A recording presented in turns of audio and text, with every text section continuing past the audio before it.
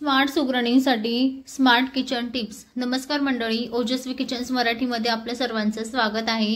Tip number 1, भाकरीला तीळ लावून खाल्ल्याने किंवा जेवणानंतर 1 ते 2 चमचे तीळ खाल्ल्याने कॅल्शियम झटपट वाढते आणि भाकर खायलाही छान स्वादिष्ट लागते।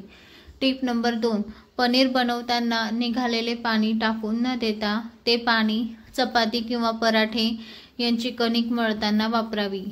यामुळे चपाती किंवा पराठे जास्त टेस्टी आणि मऊ होतात।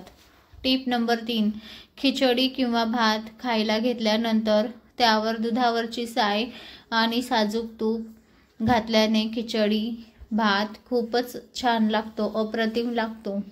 टिप नंबर 4, भाजीची ग्रेव्ही चविष्ट होण्यासाठी तेलाऐवजी तुम्ही बटरचा वापर करावा।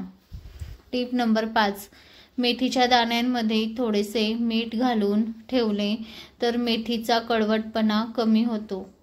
टिप नंबर 6, फरसबीची भाजी बनवताना त्यात थोडासा टोमॅटोचा रस घातल्याने भाजी लवकर शिजते आणि स्वादिष्ट बनते।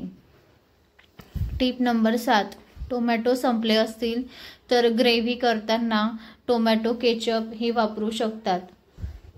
टिप नंबर 8, काही वेळानंतर चपात्यांचा वास येतो व चपात्या कडकही होतात, त्यामुळे चपात्याच्या डब्यात आल्याचे तुकडे ठेवावेत, म्हणजे चपात्या बराच वेळ ताज्या व नरम राहतात।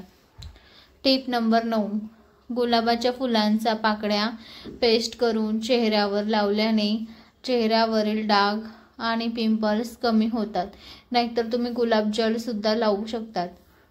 टिप नंबर 10, तुम्ही घरी दक्षिण भारतीय पदार्थ करत असाल आणि त्यात इडली तयार करत असाल आणि तुम्हाला खुसखुशीत आणि मऊ इडलीचा आनंद घ्यायचा असेल तर इडलीच्या पिठात थोडासा साबुदाणा आणि उडीद डाळ घालून तुम्ही मऊ आणि लुसलुशीत इडली तयार करू शकतात।